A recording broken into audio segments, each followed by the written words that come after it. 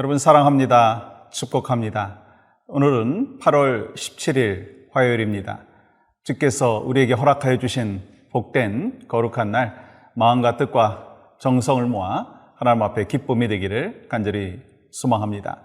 오늘 찬양 먼저 올려드리겠는데요. 찬송가 43장 즐겁게 안식할 날 함께 찬양하겠습니다.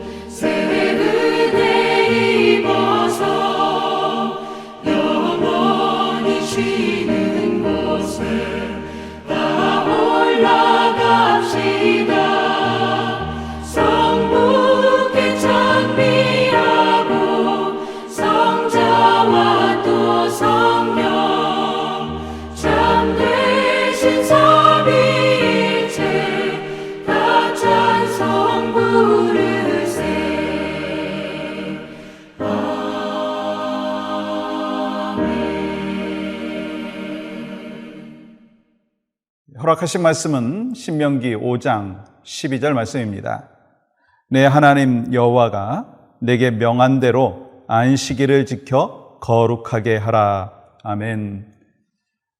십계명의 네 번째 계명을 오늘 함께 나누겠는데요. 네 번째 계명이 뭐죠? 안식일을 기억하며 거룩하게 지키라.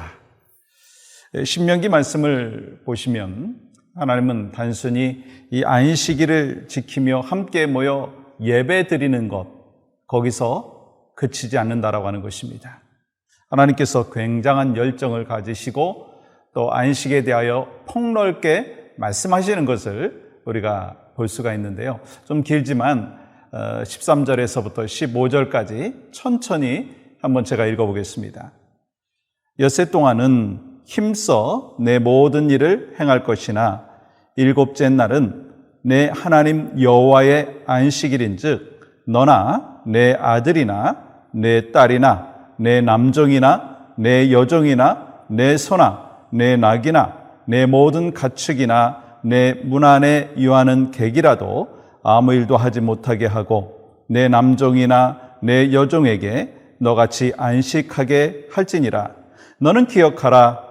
내가 애굽 땅에서 종이 되었더니 내 하나님 여호와가 강한 손과 편팔로 거기서 너를 인도하여 내었나니 그러므로 내 하나님 여호와가 내게 명령하여 안식일을 지키라 하느니라. 아멘. 여기 말씀을 보면 하나님께서 이 가축까지도 생각하시는 분이시다라고 하는 것을 볼 수가 있습니다. 하나님의 자녀들뿐만 아니라 이 집안의 남종이나 여종이나 나그네나 가축까지도 모두 안식일을 거룩하게 지키게 하고 편히 쉬게 하셨다. 그 말씀을 우리에게 하고 계시다라는 거예요. 그러니까 이 안식일이 얼마나 하나님께서 열정을 갖고 폭넓게 말씀하신 것인가라고 하는 것을 우리가 알 수가 있습니다. 다시 말하면 이 안식일을 단순히 형식적으로 지키라 그런 말씀이 아니라고 하는 것입니다. 사실은 우리가 잘 알고 있듯이 율법을 형식적으로 지킨 사람들이 있죠. 바리새인들이었습니다.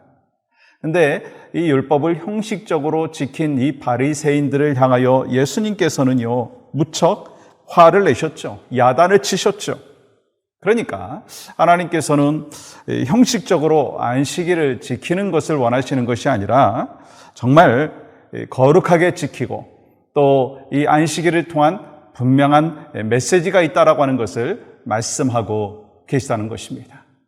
물론 우리가 신약시대에 살고 있기 때문에 이 안식일에 대한 개념이 바뀌었죠. 안식 후 첫날 우리 예수님께서 부활하심으로 사망 권세 이기심으로 부활하신 그날이 바로 우리에게 있어서 안식일의 의미인 주일이 됩니다. 그러니까 우리가 이제 주일을 통해서 하나님 안에서 우리가 어떠한 브레싱을 누리고 어떠한 그 영적인 레슨을 얻고 또 이 주일을 통해서 이 하나님께서 우리에게 주시는 귀한 브레싱, 축복이 무엇인가라고 하는 것을 우리가 잘 알아야 된다는 것입니다. 저는 그 첫 번째가 뭐냐면 하나님의 성품을 닮아갈 수 있다는 거예요. 안식일을 지키라. 그래서 우리가 주일을 잘 지킬 때 하나님의 성품을 닮아갈 수 있다. 여러분, 출애굽기 20장 11절의 말씀은 이렇게 기록하고 있습니다. 이는 엿새 동안에 나 여호와가 하늘과 땅과 바다와 그 가운데 모든 것을 만들고 일곱째 날에 쉬었음이라. 그러므로 나 여호와가 안식일을 복되게 하여 그날을 거룩하게 하였느니라. 아멘. 하나님께서 천지 만물을 창조하실 때 엿새 동안에 모든 것을 만드시고 일곱째 날에 쉬셨어요. 마찬가지로 하나님의 백성은 하나님의 본을 따라야 된다라고 하는 것입니다. 에스겔서에서 보시면 이 하나님께서는 이 안식일에 대해서 이렇게 말씀하십니다. 에스겔서 20장 12절 말씀 볼까요? 내 안식일을 주어 그들과 나 사이에 표징을 삼았느니라. 여러분, 하나님께서는요, 이 안식일을 하나님 자신과 하나님의 백성 사이의 표징으로 삼았다는 거예요. 다시 말하면 안식일을 지키는 것이 하나님의 백성이라고 하는 증거다라는 거예요. 주일을 지키는 것이 하나님의 백성의 증거다. 그렇게 말씀하시는 것입니다.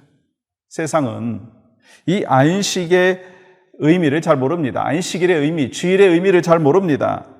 자기를 위해서 쉬고 쾌락을 즐기는 날로 이렇게 여기면서 또 어떤 분들은 좀 악착같이 그 시간에 출세를 위해서 준비하는 시간이다. 그렇게 생각하고 그렇게 살아가는 분들이 있죠. 그러나 하나님께서는 안식일을 지키는 것, 주일을 지키는 것이 하나님의 백성된 증거다라고 말씀하는 거예요. 여러분과 제가 주일을 하나님 앞에 거룩하게 지킴으로 인하여서 바로 하나님의 백성된 증거를 나타낼 수 있기를 원합니다. 왜요?